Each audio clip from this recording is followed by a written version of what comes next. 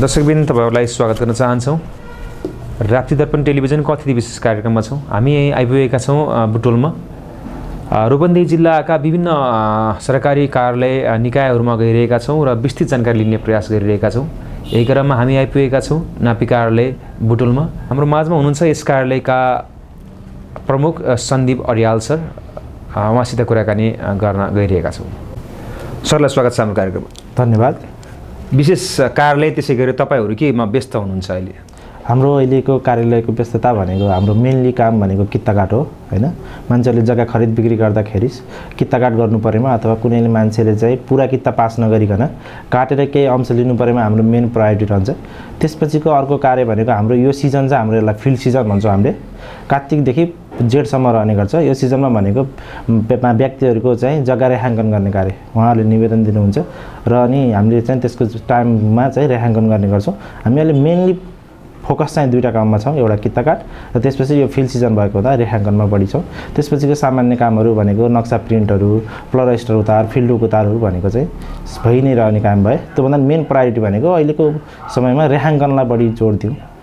Sir, जब देशमा corona सुरु भयो, हाराहारी 2 वर्ष भइसकेको अवस्था छ, यो कोरोनाले के कति असरहरु तपाईहरुलाई पार्यो?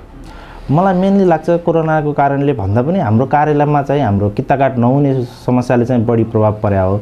कोरोनाको बेलामा पनि काममा चाहिँ अलिकति समस्या पर्यो। कोरोनाको मेन फोकस हाम्रो काममा केमा पर्यो भन्दाखेरि चाहिँ हाम्रो जग्गा रेखाङ्कनमा। किनकि हामी बाहिर फिल्डमा गएर जग्गा रेखाङ्कन गर्न सकेनौं। त्यो गर्दाखेरि अहिले निवेदनहरुको हाम्रोमा अलिकति बढी चाङ लागिरहेको छ हैन। अरु सामान्य कित्ताकाटहरुको काम त कोरोनाको बेलामा पनि कामहरु भए आवश्यक पर्नेहरुको, तर जग्गाको कारोबार चाहिँ घटेको छ भन्ने चाहिँ देखिन्छ कोरोना पछि। किन भन्दाखेरि कामको जुन नम्बर अफ भोल्युममा काम हुन्थ्यो पहिला त्यो चाहिँ अहिले कम भएको देखिन्छ। विशेष कुन भेगबाट अथवा कुन स्थानीय तहबाट पालिकाबाट तपाईहरुको यहाँ आउनुहुन्छ सेवाग्राहीहरु सेवा लिनको लागि? हाम्रो सेवाग्राही भनेको चाहिँ हाम्रो कार्यक्षेत्र चाहिँ रूपन्देही जिल्लाको उत्तरी भाग पर्यो, जुनमा चाहिँ हाम्रो सबैभन्दा पहिला भनेको हामी कार्यालय रहेकै स्थान बुटोल उपमहानगरपालिका, त्यसपछि तिलोत्तमा नगरपालिका, अनि देवदह नगरपालिका, सैनामैना नगरपालिका र कञ्चन गाउँपालिका, जसमध्ये तिलोत्तमा नगरपालिकाको केही भाग मात्र हाम्रो कार्यक्षेत्र पर्छ। यति क्षेत्रहरुबाट चाहिँ हाम्रो सेवाग्राही पहिला त बुटोलमा मात्रै मालपोत नापी थियो हैन सर, त्यसै गरेर अन्यमा थिएन। पछि अब दुईटा रूपन्देहीमा फेरि थप भए, भैरुवा र तपाईको मजगवा समथिङ ठाउँमा हैन। कतिको सहज भएको पाउनु भएको छ? यो कस्तो छ भन्दाखेरि पहिला चाहिँ एउटा सदरमुकाममा मात्रै कार्यालयहरु हुने गर्थे, जहाँ चाहिँ मान्छेहरुलाई अलि बढी असहज हुने गर्थ्यो। अहिले चाहिँ क्षेत्रमा कार्यालयहरु हुँदाखेरि चाहिँ त्यहाँको पब्लिकलाई नजिकको हुने भयो र अनि कामको लोड पनि भयो। किन भन्दाखेरि सबै एकै ठाउँमा जानु पर्दाखेरि कर्मचारीको संख्याले गर्दाखेरि कामको प्रेसर बढी हुन्थ्यो।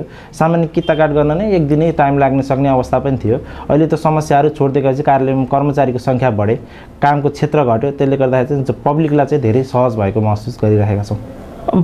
प्रविधि मैत्री बन्नुपर्छ, अब सरकारी कार्यालयहरु अब अनलाइन सिस्टममा जानुपर्छ भन्ने कुराहरु पनि व्यापक रूपमा उठिरहेको छ सर। सबै गएकै हो कि अथवा के छ? हाम्रो कार्यालयको अवस्था कस्तो छ भन्दा हामी सूचना प्रविधि मैत्री भइरहेका छौं अथवा डिजिटल प्रविधिमा आईटीसी अन्तर्गत हामी गइरहेका छौं। हामीले पहिला तपाईहरुले पनि देख्नु भएकै होला, पहिला नापीबाट नक्सा पाउने भने ठूलो ब्लुप्रिन्ट भनेर ठूलो पेपरमा पाइने गरिन्थ्यो। अहिले ब्लुप्रिन्टको सट्टा उपलब्ध गराइएको कम्प्युटर प्रिन्ट भनेर पाइन्छ। त्यो भने हामी प्रविधिमा रूपान्तरण हुँदैछौँ, जसले कार्यालयको कामलाई चाहिँ एकदम सहज गरिरहेको छ। किन भन्दाखेरि नक्सा निकाल्नु पर्थ्यो, छाप्नु पर्थ्यो, त्यसमा एकदम लेन्दी प्रोसेस हुन्थ्यो, समय लाग्ने गर्थ्यो भने अहिले कुनै पनि सेवाग्राही हाम्रो कार्यालयमा आउनुभयो भने 5 मिनेटमा नक्सा लिएर जान सक्नुहुन्छ। किनकि नक्साहरु अपडेट छ भने समस्या भएन एक क्लिकमा क्लिक गर्ने बित्तिकै नक्सा भेटिन्छ, त्यसलाई प्रिन्ट गरेर लिएर जान सकिन्छ। त्यसले गर्दाखेरि चाहिँ सेवाग्राहीलाई एकदम सहज फिल र हामीलाई पनि काम गर्न चाहिँ एकदम सजिलो भइरहेको छ। अब फेरि भनाइ छ नि सर, नेपाल सरकारले पनि अब मेरो कित्ता अब कुकुराहरु पनि ल्याइरहेको छ, आफ्नै अब मोबाइलमै पनि हेर्न मिल्ने भन्ने कुरा फेरि हामीले कहीं पाइरहेका छैनौं। त्यो सुविधाहरु कहिलेसम्म हुन्छ अथवा के छ? यो कस्तो छ भन्दा मेरो कित्ता चाहिँ लागू भइसकेको छ। काठमाडौँमा चाहिँ यसलाई हामीले ट्रायल पिरियडको रूपमा हाम्रो विभागले गरिरहेको छ। हाम्रो कार्यालय पनि यो आर्थिक वर्षमा चाहिँ त्यो कार्यक्रम अन्तर्गत जाने कार्यालयमा पर्छ। सो अन्तर्गत हाम्रो एक चरणको कार्यक्रममा हाम्रो कार्यालयका कर्मचारीहरुलाई तालिम पनि भइसकेको छ। अब चाहिँ हामीले चाहिँ त्यसमा डाटा क्लिनिङ गर्नुपर्ने छ। किन भन्दाखेरि पब्लिकले नक्सा इन्ट्री गर्ने बित्तिकै पाउनु पर्यो नि त मेरो कित्ता भन्ने, तर इन्ट्री गर्दाखेरि कित्ता नम्बर भेटिनु त भएन। त्यो हुँदाखेरि छुटपुट गरेका कित्ताहरु हामी अपडेटिङको प्रोसेसमा छौं। सम्भवतः यो आर्थिक वर्षको अन्त्यसम्म हाम्रो कार्यालय पनि मेरो कित्ताबाट चाहिँ हामीले नक्सा सहजै निकाल्न सक्छौं। नापी र मालपोतको सम्बन्ध एकदमै सुमधुर हुनुपर्छ भन्ने कुरा पनि छ, तर नापी र मालपोतको दूरी पनि एकदमै कम हुनुपर्छ, नजिक नजिक हुनुपर्छ। धेरै टाढा भएको हामीले पायौँ नि सर। जनताहरूले गुनासो गर्नुहुन्न तपाईँहरूलाई? यो चाहिँ खास हाम्रो कानुनले नै भनेको छ नापी र मालपोत सँगै हुनुपर्ने होइन। यो के भन्दाखेरि भाडामा बस्ने कार्यालयहरू कतिको नजिक घर पाइन्छ भन्ने हो, तर भाडामा बस्दा झन् नजिक पाउनुपर्ने, तर अलिकति डिस्टेन्स चाहिँ छ। तर पब्लिकलाई हिँडेर आउन चाहिँ त्यति धेरै त धेरै कन्जेस्टेन्ट पनि भयो सर, यो ठाउँ कन्जेस्टेन्ट पनि भयो, एकदमै भिडभडाका पनि हुने, सानो ठाउँ भएर पनि अलिकति समस्या भएको। त्यसको लागि यो जानकारी त गराउनु भयो होला नि त विभागमा, यो चाहिँ तुरुन्तै यसलाई अर्को गराउनुपर्छ अथवा हाम्रै आफ्नै भवन निर्माण गर्नुपर्छ भन्ने केही प्रयासहरू भएका छन् कि छैनन् भन्न खोजेँ। हो, यो प्रयासमा के भइरहेछ भन्दा हाम्रो कार्यालयको भवन बनिरहेको छ। हामी लगभग सम्भवतः वैशाखसम्म कार्यालय सर्छौँ पनि होला। हाम्रो पारिजित गढीमा चाहिँ कार्यालय भवन निर्माण भइरहेको छ। हाम्रो चाहिँ सम्पन्नको फेजमा पुगिसकेका छौँ, लगभग स्ट्रक्चरको कामहरू सकिसकेका छ। मालपोतको पनि त्यहाँ भवनहरू बनिरहेको छ। त्यो गर्दाखेरि चाहिँ सँगै जोडिएको एकै ठाउँमा हुने हुन्छ। त्यसले गर्दाखेरि यो चाहिँ सुनवाई भएको छ भनौँ माथिबाट। गएको आर्थिक वर्षमा र यस आर्थिक वर्षमा भएका राम्रा कामहरू अथवा तपाईँहरूले गर्न सक्नुभएका राम्रा कामहरू के हुन् जस्तो लाग्छ हजुरलाई? मेनली हामीले गएको आर्थिक वर्षमा र अहिलेको आर्थिक वर्षमा हामीले सबैभन्दा राम्रो कुरा के भयो भन्दाखेरि यो कोरोनाको पिरियडमा हामीले के गर्न सक्यौँ भन्दाखेरि चाहिँ अपडेट गर्न सक्यौँ क्या नक्सालाई चाहिँ। नक्सा अपडेट गरेर पब्लिकलाई चाहिँ सहजै रूपमा पत्ता लगाउन दिनको लागि चाहिँ कामको चाप कम भयो त्यो पिरियडमा। त्यो हुँदाखेरि हाम्रो काम भने नक्सा अपडेटिङको काम गऱ्यौँ हामीले। त्यसले गर्दाखेरि चाहिँ अहिले चाहिँ सेवाग्राहीलाई चाहिँ सहज भइरहेको छ त्यो किसिमले गर्दाखेरि। अर्को भनेको चाहिँ हामीले चाहिँ सम्पूर्ण प्लट रजिस्टरहरू पुराना श्रेष्ठताहरू जति पनि थिए ती श्रेष्ठताहरूलाई बाइन्डिङ गर्ने काम गऱ्यौँ त्यो पिरियडमा। त्यसपछि त्यसलाई स्क्यानिङ गरेर राख्यौँ ताकि भविष्यसम्म अभिलेख रहोस् होइन। धेरै अभिलेख नरहने जस्ता कार्यालयहरू देखिन्छ निर्मा, किनकि फाइलहरूको बढी चाङ हुने हुँदाखेरि त्यसलाई चाहिँ हामीले सहजै व्यवस्थापन गर्न सक्यौँ अघिल्लो आर्थिक वर्ष र यो आर्थिक वर्षमा। अहिलेको हाम्रो अब आउने आर्थिक वर्षको हाम्रो लक्ष्य भनेको के भन्दाखेरि सहज रूपले सेवा प्रवाह गर्नको लागि कार्यालयलाई सार्ने नयाँ ठाउँमा र त्यहाँ चाहिँ एकदम सेवाग्राही मैत्री चाहिँ लेआउटहरू तयार गरेर चाहिँ कार्यालयलाई चाहिँ सेवा सञ्चालन गर्ने हाम्रो चाहिँ लक्ष्य रहेको छ यो आर्थिक वर्षमा। तपाईँहरूले विशेष सहयोग स्थानीय तहबाट के कस्तो बेलामा लिने गर्नुहुन्छ र अन्य कार्यालयहरूको सहयोग तपाईँहरूलाई के कस्तो बेलामा चाहिन्छ? हाम्रो लागि चाहिँ स्थानीय तहको सहयोगहरू हामीले खासै लिँदैनौँ, किन भन्दा हामीलाई त जरुरी पर्दैन। हामीले स्थानीय तहको मेनली सहयोग भनेको चाहिँ जग्गा रेखाङ्कन गर्ने बेलामा चाहिँ स्थानीय तहको प्रतिनिधि चाहिँ हामीले अनिवार्य राखेर काम गर्ने गर्छौँ। त्योभन्दा अन्य कार्यालयको सहयोग भने हामीलाई मेनली सहयोग पर्ने आवश्यक पर्ने भनेको एउटा जिल्ला प्रशासन कार्यालय र त्यसपछि भनेको प्रहरी, किन भन्दाखेरि हाम्रोमा कुनै पनि सुरक्षाहरूको छैन।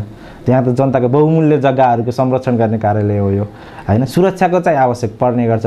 हामीले चाहेको बखत चाहिँ उहाँलाई बोलाएर आउनुहुन्छ, नत्र भने चाहिँ मेरो भनाइ के लाग्छ भने सधैँभरि सुरक्षा भयो भने यस्ता कार्यालयहरूलाई चाहिँ सरकारले विशेष ध्यान दिनुपर्ने, किनकि यहाँ त मान्छेले जिन्दगीभरि कमाएर एउटा जग्गा किने हुन्छ, त्यसको नक्सा हो नि त्यो भने त एकदम बहुत इम्पोर्टेन्ट कुरा हो जस्तो लाग्छ मलाई। सुरक्षित रहनु हुँदाखेरि त्यो किसिमले सहयोग भयो भने भविष्यमा चाहिँ राम्रो हुने थियो।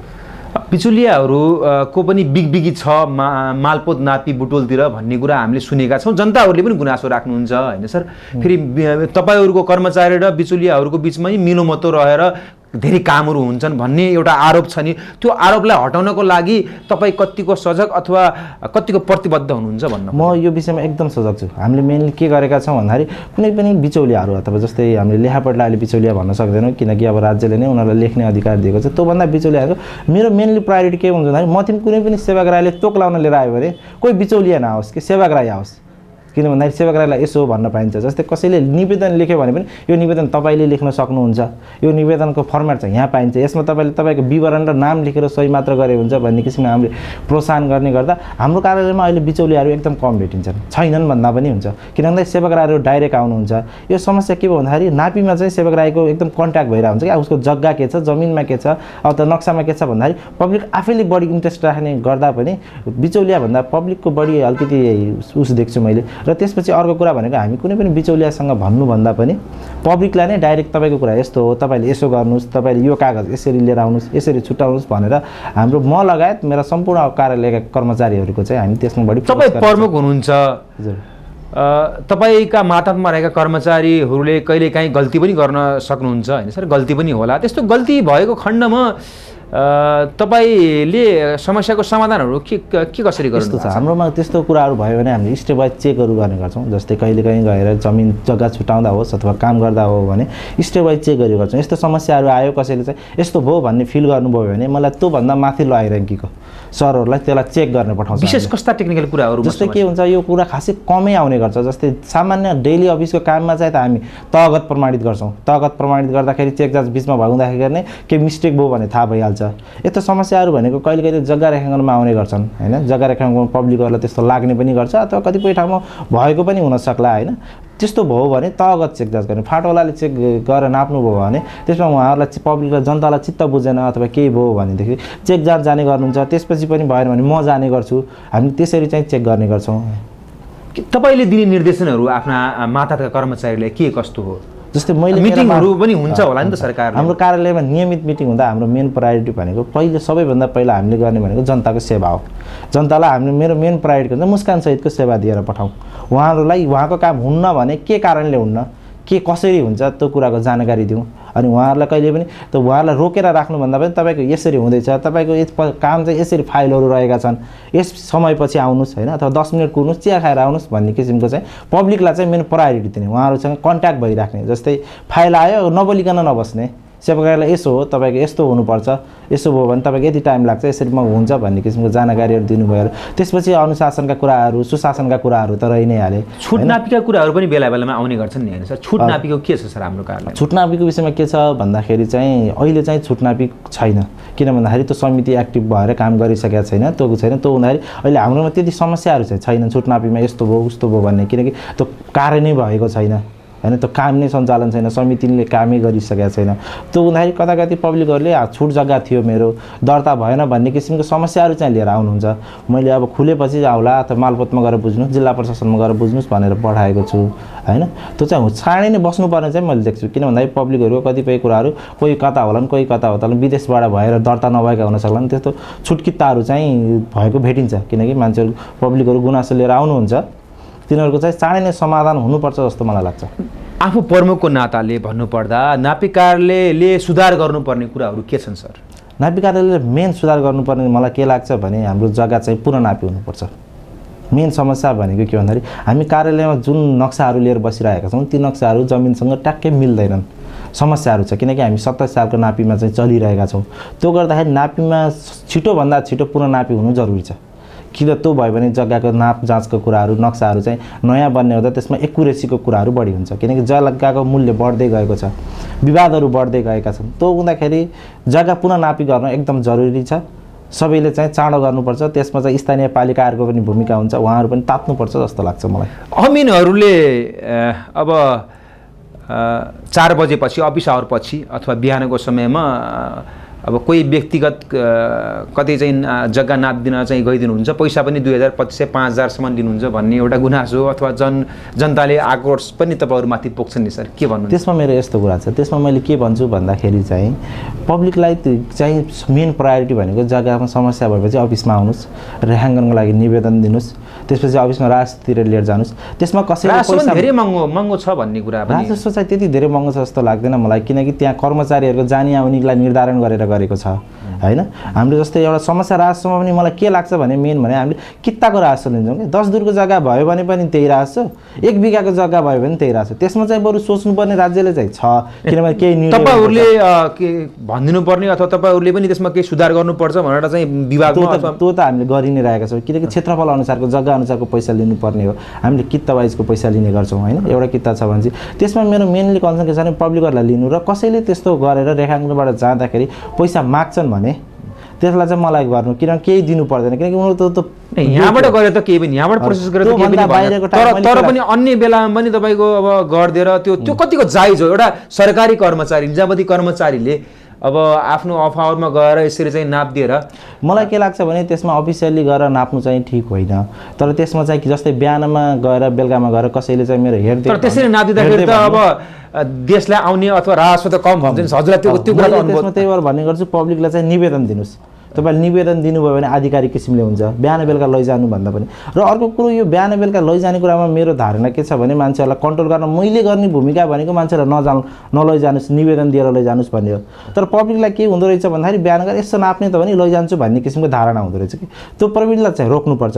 यदि त्यो रोक्ने हो भने हाम्रो चाहिँ नापी विभागमा के छ भने सर्भेयरहरूको लाइसेन्स दिने प्रविधि छ। सर्भेयरले लाइसेन्स हुने उसले त्यसरी नाप्ने हो भने त्यो व्यवस्था छ कानुनमा, तर त्यो लागू भइरहेको छैन। त्यति त्यो लागू हुने हो भने उसले कसैले कुनै पनि अफिसको स्टाफ होस् अथवा बाहिरको सर्भेयर होस् जसले सुकै नाप्यो भने उसले त्यो किसिमबाट लाइसेन्स लिएर ट्याक्स तिर्न सकोस्, त्यो किसिमको व्यवस्था हुनुपर्छ जस्तो लाग्छ मलाई। किन भन्दाखेरि जो कोही करको दायरामा आउनु पऱ्यो, अफिसको स्टाफ मात्रै होइन पब्लिक बाहिरले पनि नाप्छ नि, उनीहरू पनि त एउटा लाइसेन्स भयो भने कानुनमा व्यवस्था छ लाइसेन्स पाउने, त्यो व्यवस्था अनुसार चल्यो भने त कोही कसैले बिहानमा नाप्यो बेलुकामा नाप्यो भन्नु पनि परेन होइन, कसैको गुनासो पनि रहने भएन। त्यसरी भयो भने नापी कार्यालयलाई एकदमै स्वच्छ पारदर्शी बन्नको लागि के गर्नु पर्ला? सबैभन्दा पहिलो कुरा भने नापी कार्यालय स्वच्छ र पारदर्शी भन्न पुरा नापी भइसकेपछि त्यसमा कुनै पनि किसिमको समस्या आउँदैन। अब तपाईहरुलाई भ्रष्टाचारी भनेर पनि मान्छेहरूले भन्दाखेरि पुरानो मान्छेमा कन्सेप्ट बस्यो कि त्यो देशमा चाहिँ भ्रष्टाचारी भन्ने यस्तो गर्ने भनेको त्यो मनोविज्ञान त्यस्तो मान्छेमा भइसक्यो। अहिले कसैले केही काम भएन भने पैसा दिए हुन्छ नि भन्ने टाइपको मनोविज्ञान लाग्छ कि त्यसलाई हटाउनु चाहिँ राज्यले बहुत जरुरी छ, हामीले पनि जरुरी छ, पब्लिकले पनि त्यो सोचाइराख्नु जरुरी छ। किनकि भनेको अहिले त्यो किसिमको वातावरणहरू मलाई कहीँ कतै छ जस्तो लाग्दैन हैन। तर त्यो मान्छेमा एउटा यङ जेनेरेसन देखेपछि चाहिँ मान्छेले हैन यसले गर्दैन भन्ने फिल चाहिँ मैले देख्छु। पहिला त्यस्तो थियो भने अब त्यो चाहिँ हटाउनुपर्छ। त्यसमा अब विभिन्न किसिमका उजुरी दिने संस्थाहरू छँदैछन्, तिनमा गएर उजुरी दिने।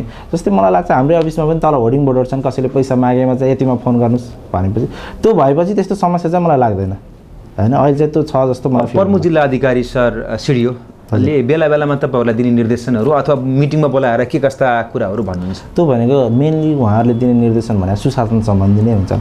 कार्यालयमा प्रवाह गर्ने सेवा प्रवाह र सुशासन सम्बन्धी निर्देशन विभिन्न जिल्लाहरूमा त हामीले देखिरहेका छौँ छड्के पनि अब सिडिओ आफै गएर छड्के गर्ने भन्ने कुराहरू पनि बेला बेलामा आउनु चाहिँ आउनु के छ? हाम्रोमा कस्तो छ भने सिडिओ कार्यालयबाट छड्के पनि हुन्छ, हाम्रो विभागबाट विभिन्न किसिममा अनुगमन पनि हुने गर्छ। मन्त्रालयबाट रिसेन्टली यही आवाममा हाम्रोमा 6-7 चोटि अनुगमनहरू भइसकेका छन् विभाग र मन्त्रालयबाट, किनकि प्रदेशको सदरमुकामको पनि केन्द्र रह्यो। अहिले त सदरमुकाम दाङ सरे पनि काम चाहिँ यहीँ रहेको हुँदाखेरि चाहिँ यहाँ चाहिँ सेवाग्राहमा चाहिँ सेवाग्राहीले चाहिँ दुःख पाउनुहुन्न, यहाँको सेवा प्रवाह चाहिँ राम्रो हुनुपर्छ भन्ने हेतुले यहाँ चाहिँ विभिन्न समयमा अनुगमनहरू भइरहेका नै छन्। धेरै प्रश्नहरू थिए तर समय एकदमै कम छ सर। यसरी हामीलाई विस्तृत जानकारी नापी कार्यालयको बारेमा दिनुभयो, त्यसको लागि धन्यवाद दिन चाहन्छौँ। अन्तमा प्रमुखको नाताले के भन्न चाहनुहुन्छ? मलाई पनि केही राख्ने मौका दिनुभयो त्यसको लागि धन्यवाद।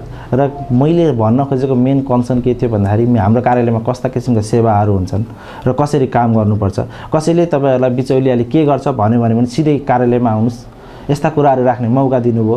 त्यसको लागि तपाईहरुलाई पनि धेरै धेरै धन्यवाद।